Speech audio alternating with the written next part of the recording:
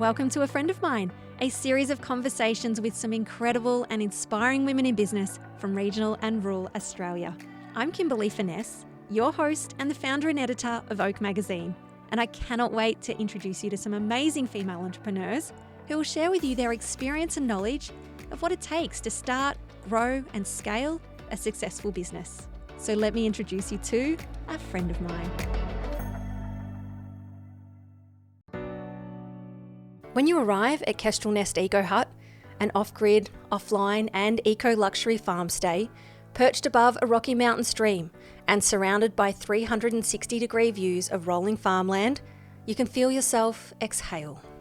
Louise Freckelton, along with her husband David, are custodians of 840 acres of unceded Wiradjuri Land, where they conduct small-scale ethical farming with the conservation of one of Australia's critically endangered forest types. The property also holds great cultural significance, and a cultural assessment was conducted to honour the land's original owners and their knowledge. On this stunning parcel of land near Adelong in the Riverina Highlands of New South Wales is the award-winning Kestel Nest EcoHut. Kestrel Nest was built after a long and meticulous design process. Louise wanted a simple open-plan design that made one feel connected to the outdoors. The building was initially half-built when the January 2020 Black Summer fires swept through the area, burning 2/3 of the property. Despite the challenges, the strategic location of Kestrel Nest allowed for extensive firefighting efforts, and the building was ultimately saved. The hut is named after the magnificent kestrel, the only bird seen near the EcoHut for 2 weeks following the fires. In this episode, Louise discusses the inspiration behind Kestrel Nest, including the challenges and process of building the EcoHut using recycled and local materials. She speaks about the significance of acknowledging and preserving the cultural heritage of the land. Louise also reflects on her transferable skills, such as her love for nature and her background in marketing and communications. Meet my friend Louise from Kestrel Nest EcoHut. Hello, Louise, and welcome to the podcast. It's very exciting to be here. Thank you so much for inviting me. Thank you for the opportunity to come and experience this beautiful parcel of land. I turned off to your gate, and it's 5.5 sort of kilometre driveway to Kestrel Nest. And look, I mean, that probably would take someone 5 minutes, 10 minutes. I think it took me half an hour because I don't know, I took my time, and you're sort of coming into the ranges a little bit more, and you feel like you can breathe a bit, and there's so much to see. So thank you for that experience. Oh, yeah. That's wonderful. But that's exactly what we aim for, is for people to come here and turn off and have a different experience, and to just focus on themselves and on nature and on each other when they come here with a partner or something, instead of being on the screens all the time. And talking about on the screens, there's no service up here, so No. It's a wonderful thing, actually, isn't it, to disconnect? We sometimes see people very early on in their stay, and they're a bit twitchy and they're kind of walking around with the phone elevated and we do tell people where they can get reception. Of course, we need that for security and safety and so on, but it doesn't actually take people that long to just go, there's no screens, no one can ping me. No, and it just builds, it's just another layer of the experience of staying here. And we've set up the podcast on the veranda here, and, just looking out the beautiful stream, you can see, I can't see a house anywhere. Nothing. No, there's nothing. Nothing. It's just hills and trees and a beautiful stream and wildlife, and I can't believe I get to call this work. This feels like a holiday. Yeah, well, it is. You can come and stay. Thank you. Well, let's get into it. Yeah. How did you come to this parcel of land? How has that come about? We'd lived in cities all our life, most recently in Sydney, but we used to go bushwalking up here a lot. So we would drive up here to go bushwalking in Kosciuszko, and it was a very, very favourite place, and we always thought around Adelong and Tumut was just so beautiful. We'd kind of, it's just so weird how it happened. I was actually in China on a work placement for 6 weeks, And I think my husband was just really bored, and he was looking through the rural for sale pages and found a number of properties that were for sale by the Nature Conservation Trust of New South Wales. He Skyped me back in the Skype days. He Skyped me, in my little tiny room in Shanghai and said, I found these properties. They look really interesting. They've got conservation quality, vegetation on them. How about Snowview, he said. And I looked at it and I said, it doesn't have a house and it doesn't have a creek. And then he said, well, what about Highfield? I said, oh, yeah, but I was in Shanghai, I wasn't thinking about anything really except, going to work the next day. The next Skype, he announced that he was going to have a look at Highfield. And so he fell in love immediately. I can understand why. Yeah. You've obviously gone down the road of, having something that's in conservation. Has that been part of your life for as long as you can remember? And how did that come about? Is that a parent influence or? For as long as I can remember. Yeah. Not particularly a parental influence, other than I grew up on the far-flung southern suburbs of Sydney, and my first family house, the first family house I grew up in, was the last house in the last street in the last suburb, and it didn't even have a back fence. So there was no demarcation between my family backyard and the backyard of southern Sydney. So I distinctly remember, but it's not a false memory because my parents would verify this, that I would just run off into the bush with no shoes on and pick arms full of wildflowers and play with blue-tongued lizards. And what a childhood. Yeah. Well, it got worse. I mean, it was Sydney. Yeah. But then you got. But there's that little escapism, that little place where you probably were able just to forget that you are in a big city, and magic happens when you're when you get to explore like that. And when you're allowed to explore, when you're allowed to get dirty and pick up sticks and it wasn't a precious girl childhood at all. But I think also, and then I don't know for what reason, I love walking. Walking is just a soothing, beautiful, it's a physical meditation. And, I walked a long way to school, so I was very much in my head a lot. But that turned into an incredible love of going bushwalking.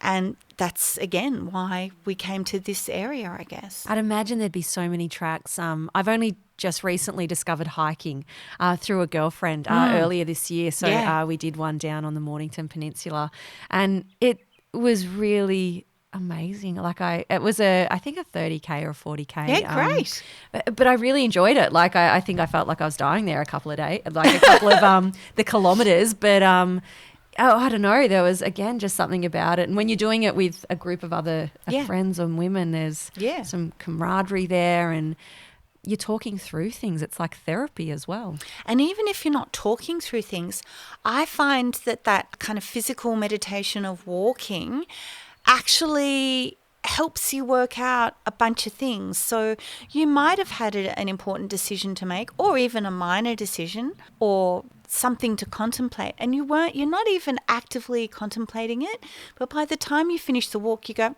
what was I worried about that for? Or I know what I'm going to do about that now. Or just need space, no distractions. And the answers will come. So you've come to purchase. What are we sitting on? How many hectares? So 333 hectares, or about 830 acres, but 2/3 of that is under a conservation covenant. So that conservation covenant protects critically endangered habitat called box gum grassy woodland, and it's critically endangered because really it was the wheat and sheep belt of Australia. So back of the divide, right from Queensland right through New South Wales and into Victoria, that was all box gum grassy woodland. And because it was turned into prime grazing and cropping land, it only now exists in 5% of its former range. Wow. And you protect What We percentage is protect that? this tiny, I don't know, tiny fragment, but a tiny fragment. But we're also contiguous with Ellerslie Nature Reserve, which is like a national park. And so, together our conservation area and Ellerslie is protecting quite an amount of this box gum grassy woodland. And of course, habitat means that you're protecting wildlife as well. So there's about 12 threatened bird species as well, rely entirely on box gum grassy woodland. What is your job? What is your day job, Louise? Like, this seems like a job in itself to, to educate yourself about that and be on top of all that background and knowledge. Like, I don't know what my day job is. To be really basic about it, we are custodians for that box gum grassy woodland. But bizarrely, even more endangered is temperate native grasslands. And so 2/3 of our property is box gum grassy woodland, but most of our grassland here in our grazing part, or the part that we do graze, is temperate native grasslands. And they are only extant in 1% of their former range.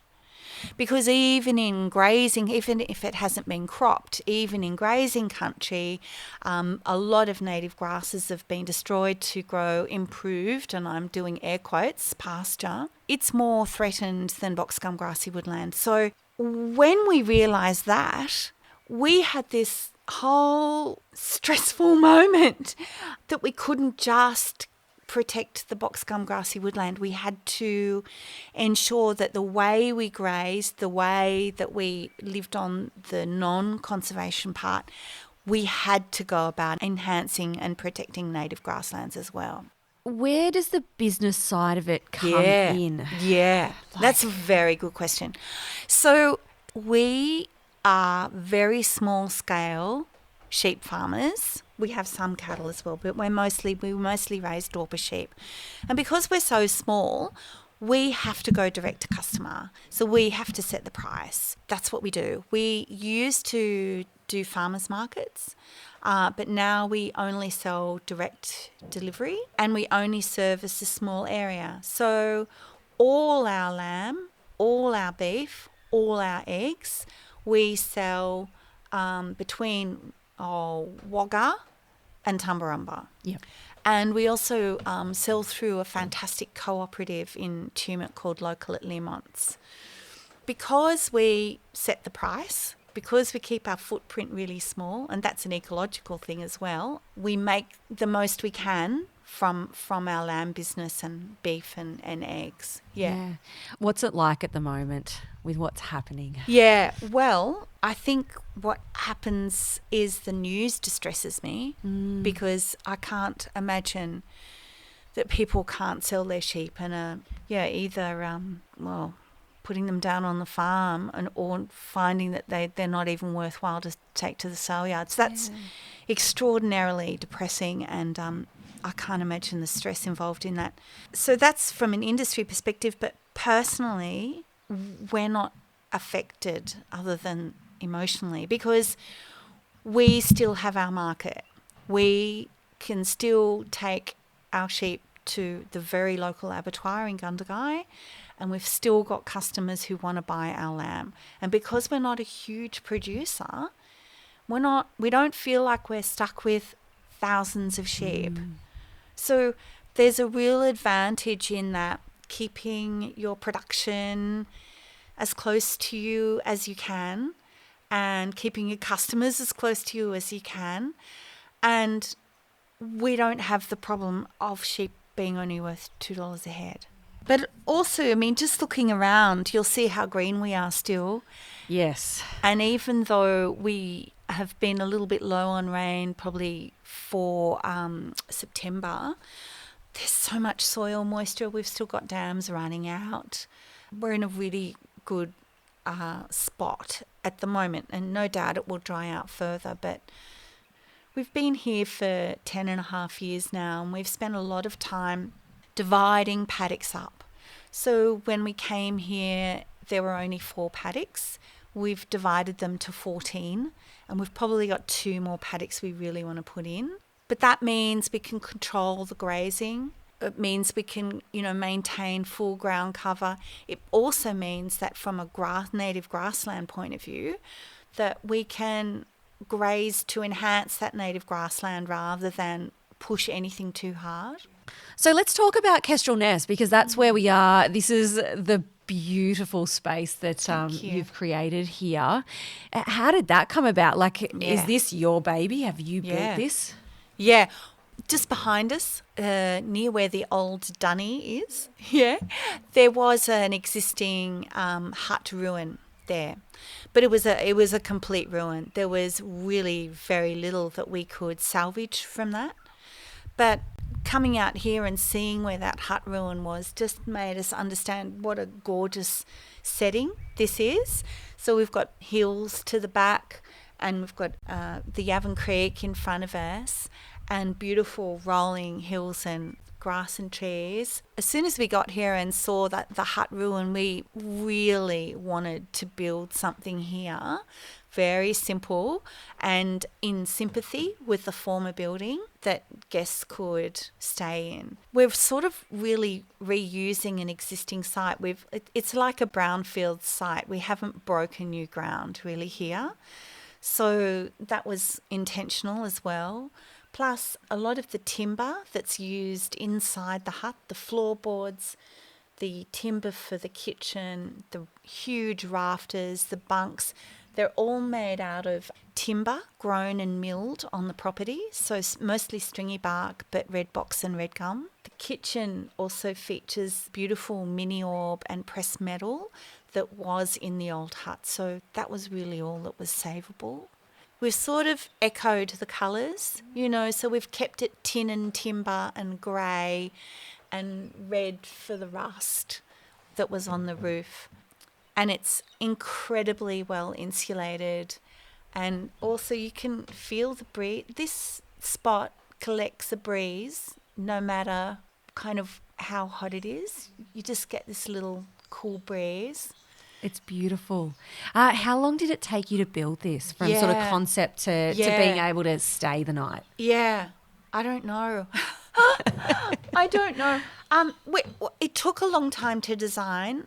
For a long time I was looking for a design that was already there, and I couldn't find it. So I designed it. Wow. Did you know you had this in you? No, but I knew what I wanted. I wanted simple, open plan, feeling like you were outside the whole time. So it's got huge windows, double glazed and so on. So I just drew it. And then, of course, I'm not a draftsperson or an architect, so we had to get a draftsperson to draft it up properly. But it was a very simple conversion. And then we didn't build it because we wanted a really good job, and we'd already had an experience with a really fantastic builder in Wagga, Gumley. We knew he would really like this project, so we got him on board. We started building in 2019, so right at the end of the drought. The building was half built when Black Summer came through and burnt 2/3 of our property. Oh, wow. I feel like, is that at the back there? Pretty much. Yeah, you sort of can still see, I suppose, those big trees. Everything you can see here from like 360 degrees around the hut actually burnt, but where it burnt most severely is on that ridge at the back, where you can see the dead trees. Yeah. Oh my gosh. What were the emotions during that time? Were you here on the property at all, or? I was here most of the time. I was having a lot of trouble breathing. Oh, yeah. If you think eucalypt forests burn very difficult smoke to breathe, try breathing pine forest smoke. It's acrid. It really stings your lungs, and I was having real trouble breathing. So while the pine forests were the main thing that were burning, I just couldn't be here. I couldn't breathe. So, but I would try to come back as much as I could. David was here the whole time. what were the emotions? I don't know, and I'm not sure I really want to recall them, but there's so much adrenaline going on that you don't, well, it just feels like a rush the whole time. Yeah. So, and it's only later that it really whacks you. Yeah. But it was you just had to keep going. You just had to keep going. Was there any moment you thought that this might go or this might never get built again? Yeah, that's an interesting question. I'm actually not sure that I thought we were going to lose this half-built building. I think, bizarrely, we're in an incredibly strategic position here. So, basically, if the fire went through us, it was likely to cut off both the Hume and the Snowy Mountains Highway.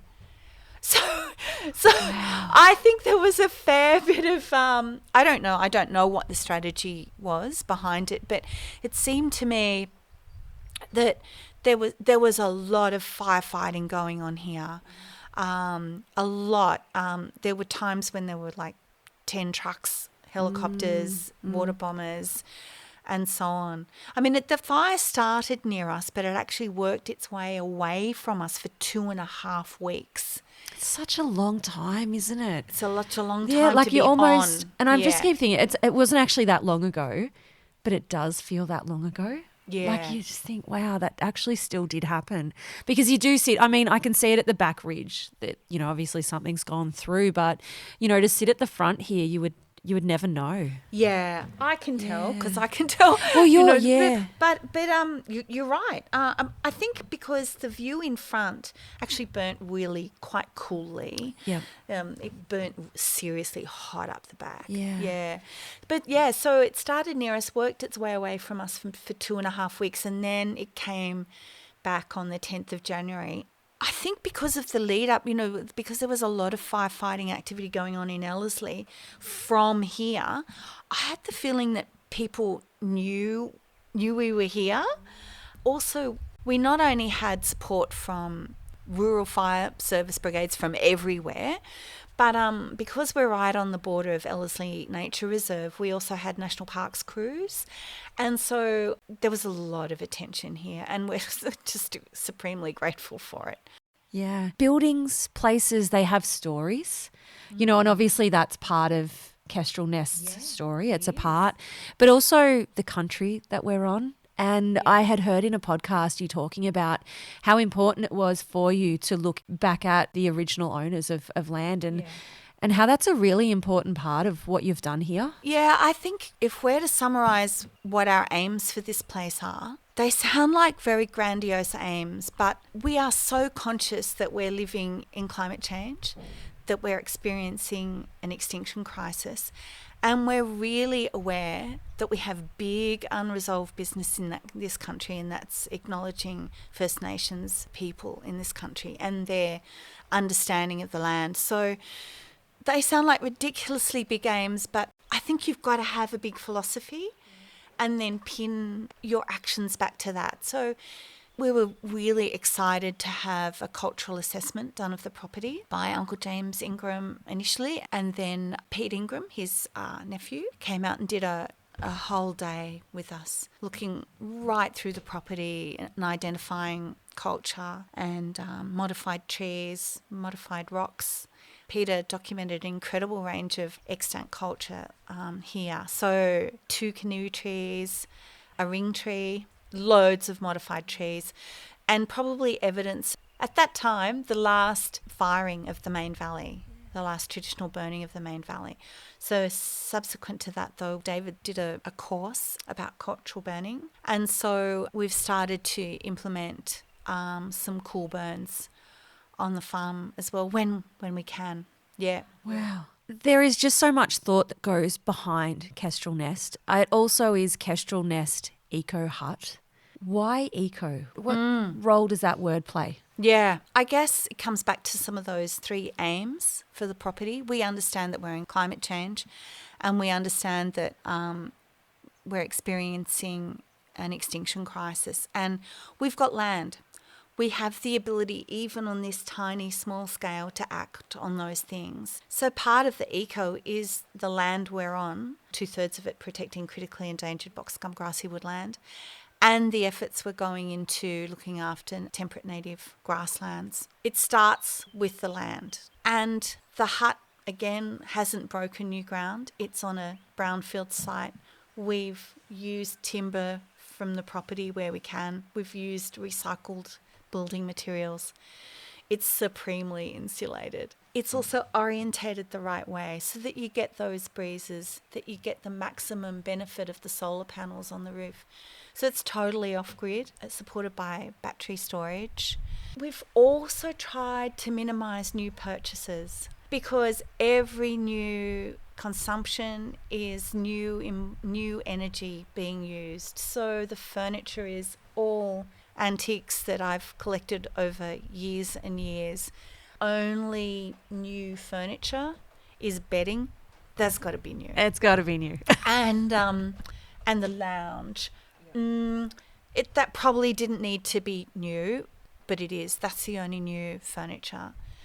The electrical goods, you want them new as well. You don't want to start a fire out here with dodgy, old kettles and things. And where we have made new purchases, we've tried to keep them as local as possible so that we're supporting other local businesses. So we've tried, and we continue to try, to examine what goes in here, and minimise the footprint of that. How have you marketed the place? How has that business brain, that marketing brain, come in and applied itself to Kestrel Nest? Well, that's an interesting question. At first, we were quite coy about the eco credentials here of both the hut and the land because I think we thought we might put people off. But after having gone through Black Summer and Lismore floods and observing disasters elsewhere, we've decided to be much more upfront with talking about the eco credentials of here, also talking about the environmental projects that we undertake on the farm. We've also decided to be really serious about seeking certification. So in January, we got Ecotourism Australia certification, and then at one level, and then in June we upgraded that to another level. There are so many farm stays that call themselves eco but have nothing to back it. We're really quite concerned that if guests think they're buying eco or sustainable, that they are, that we're giving them what they think they're buying. That verification through certification and that communication about our credentials we think is really important.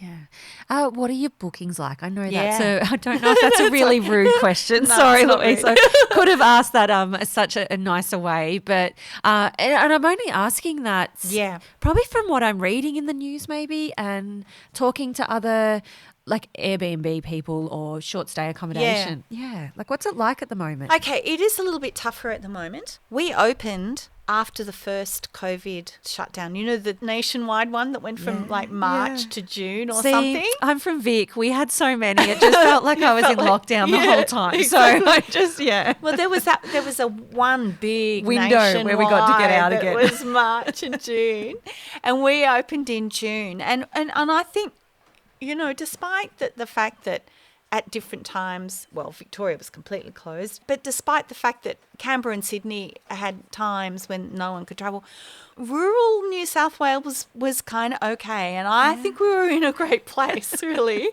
And also no one could travel overseas. So our occupancy in those first 2 years was phenomenal. And also people didn't want to go to places where there were other people. So the isolation of this place was just perfect. We've gone from having something like 90% occupancy, and we can't be 100% because we have a 2-night minimum. Yes. So really through COVID we had about 90% occupancy, and now it's dropped. I haven't done the stats recently, but now people have so many more options, going overseas, lots of people are catching up with family and friends yeah. rather than staying,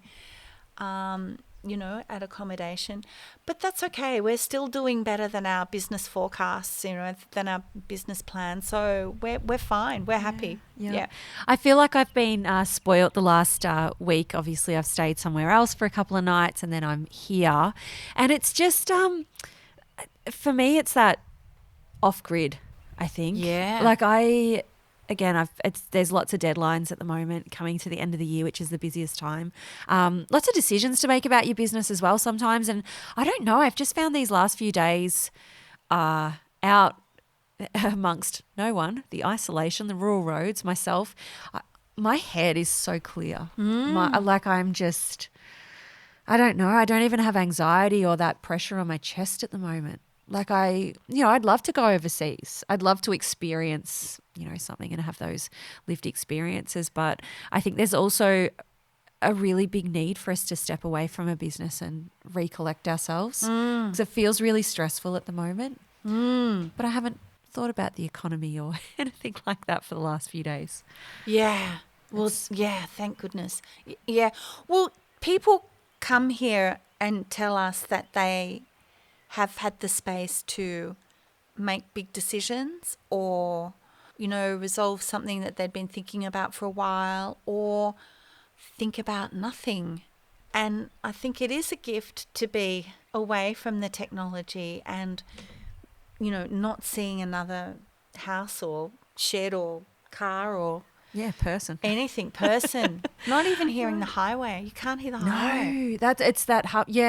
As I said, I'd arrived a little earlier than you, and I actually lost time. I just stood there. I was just listening to the creek, and I think it brings for me back childhood memories of being on my grandparents' farm. The opening of the gates and that sort of thing as well. So again, just the word restorative at the moment. Just and that's just not me, Louise. I don't sit in that space a lot, so I say it from such an honest place of far out. This feels really good this week of what was probably a really stressful try and find my way to A to B and Z, and it's amazing. In terms of your career, what transferable skills have you had to help you build and run Kestrel Nest? Boy, I don't think I've ever really thought about that. So let's do it now on a podcast. First up, that love of being in nature, that comfort with being by yourself or surrounded by the bush that has come right from my childhood and been enjoyed by bushwalking, that comfort is really important. When I did work, I still work. I work really hard. I did do quite a lot of marketing and communications work. I was never qualified in marketing and communications work, but that was the basis of a lot of the work that I did. I think I had no transferable skills around agriculture and sheep husbandry, none. But I love the responsibility of looking after other creatures. And they've taught me a lot. I've got one more question. It's always my favourite. Can you tell me about a friend of yours that we need to know about? Jen Clark, who lives at Woodend in Victoria. My gosh, I had another podcast who someone mentioned Woodend as well, like around this region. Yeah, right. How interesting. And Jen is going to shake the short stay industry. Jen is building a community called Hosting with Heart and a booking platform called Heartful. Her focus is on putting some quants behind sustainability and accessibility in short stay accommodation. So you have to speak to her, or people need to be aware of her. The other person I would love to acknowledge is Auntie Cheryl Penrith, who's a local Wiradjuri elder. She is just the quietest diplomat I think I've ever met. She knows everyone. Everyone knows her. and yet it's a quiet thing. I love those two people. They're great shout outs. I had spotted Kestrel Nest EcoHut on Instagram a couple of years ago, actually, and I've always thought, what an incredible place to stay. I think meeting you and getting that story behind the country that we're on, what you've done to hold on to that and respect it as you said, as a custodian of this little parcel here, just makes it even more special. Do you think you're a better person because of Kestrel Nest? I guess so. I think so, but that might be for others to judge. I think what it's given me is purpose. I think when you live and work in a city and, you're busy doing an air quotes important job, it's hard to focus on some of the really big issues. And again, we come down to those 3 principles about, acknowledging climate change, acknowledging the extinction crisis, and acknowledging the great unsolved problem of Australia, and that's reconciliation with First Nations people. And this land has given us the opportunity to address those 3 very important big picture things that we need to focus on. And that you can do that big picture thinking, you can do that actions towards those big things and still run a business. Yes.